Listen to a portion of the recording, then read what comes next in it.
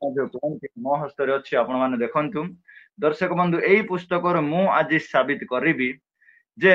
ब्रह्मा विष्णु महेश ठारे ईश्वर ईश्वरत्व ईश्वरीयता नहीं। हाँ दर्शक बंधु आप ठीक शुणी पारे ब्रह्मा विष्णु महेश्वर निकट में कौन सी ईश्वरता नहीं। तो आपण बाहर करंतु मो सहित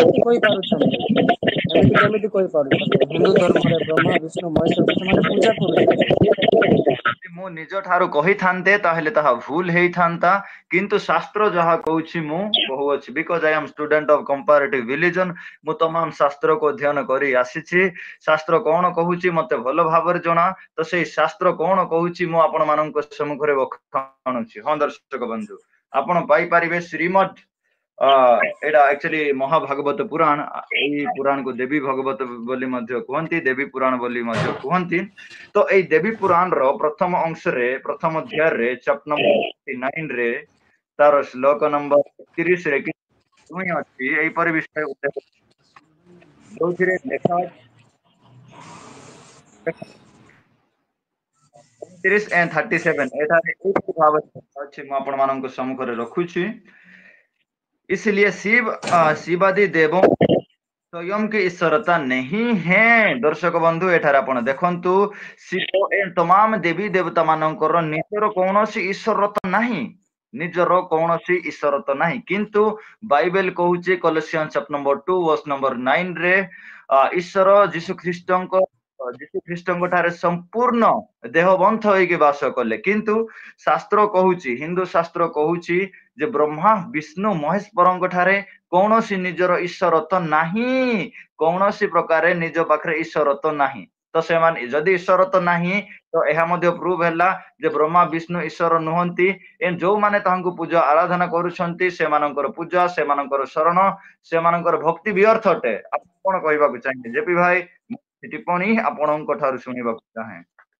आपण एमिति कहउछन्ते किंतु आज अनेक लोक माने पूजा करूछन्ते मानुछन्ते भाई तांकर सेडा आराध्य देवता भगवान केमिति आपण कहि पारछन्ते।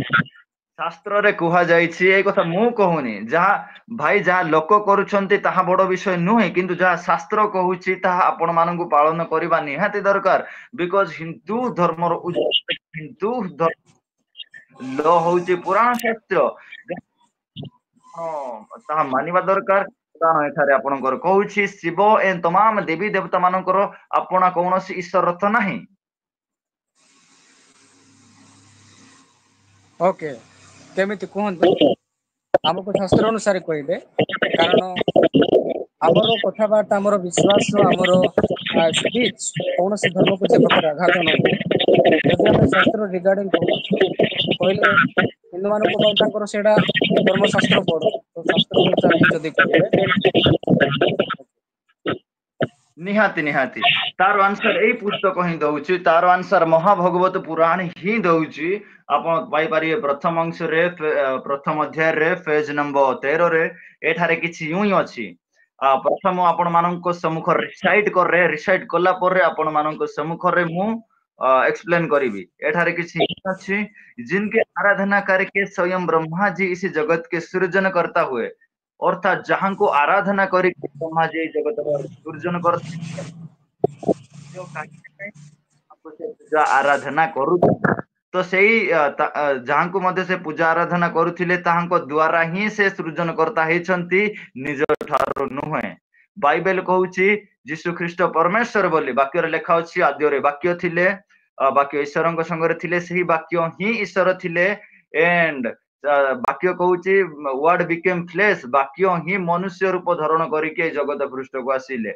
आमर बाइबल कहूची जो निराकार परमेश्वर थिले जो ओल्ड टेस्टमेंट रे आपण भविष्यत वक्ता मानन द्वारा कलाम करूथिले भविष्यत वक्ता मानन कथा कहूथिले बाइबल कहूची से निराकार परमेश्वर मनुष्य रूप धारण करी जगत पृष्ठ को आसिले किंतु हिंदू धर्म रे सेही परि भाव रे नुहे। ए माननकर जेतिकी भी ब्रह्मा विष्णु महेश्वर हैला से माने कहीं ना कहीं काको ना काको पूजा करूथिले से विषय एठारे उल्लेख करा जाई अछि। जेमति कि आपण सुनिले जिनके आराधना करके स्वयं ब्रह्मा जी इस जगत के सृजन करता हुए विष्णु पालन करता हुए विष्णु मध्य स्वयं ईश्वर नुहंती विष्णु मध्य कहीं ना कहीं काको आराधना करके से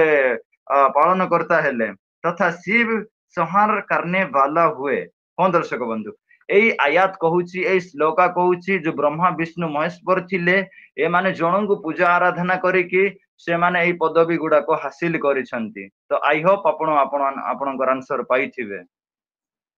हेले माने ब्रह्मा या विष्णु या महेश से माने काहाको पूजा करूथले एक्चुअली ए देवी पुराण अनुसार देवी पुराण कहूची देवी ही सर्वश्रेष्ठ देवी ठारू ही समस्त ब्रह्मा विष्णु महेश्वर एमाने सृष्टिकर्ता नुहंती देवी को आराधना करिकी ही से माने सृष्टिकर्ता हेले एई परि भाबरे पुराण कहूची दर्शक बंधु एई परि भाबरे मु कहूनी मु कहिले तो विवाद ही जीव ना सेटा पुराण जहा कहिला मु आपन स्पष्ट करि देली ओके ओके ओके तबे एथिरु जणा पडुछि जे माने से माने सृष्टि करता नहन राइट माने से माने पूर्वरु काहाको पूजा कोंतु कंटिन्यू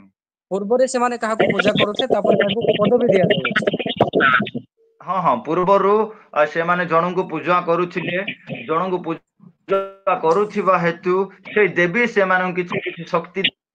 से मानक उच्च पदवी रे स्थापन करिसंती ना कि से माने सृष्टि करता जो अशोक पूजा करूछंती जो रोहित पूजा करूछंती ताहेले ए मानकर शरण गति तो व्यर्थ जेमिति श्रीमद देवी भगवत महापुराण अंश नंबर 5 अध्याय नंबर 19 श्लोक नंबर 18 19 अनुसार जो माने ब्रह्मा विष्णु महेश्वर को पूजा करंती गणेश पूजा करंती से मानकर तो शरण गति व्यर्थ एई परि भाबरे अछि कहबी सावधान आपण पुराण कहूची जो माने ब्रह्मा विष्णु को पूजा करूछंती से माने एही लोक रे किबा पर लोक रे मध्य कोनोसी सुख प्राप्ति हेबेनी तो आपण किछि टिप्पणी रखंतु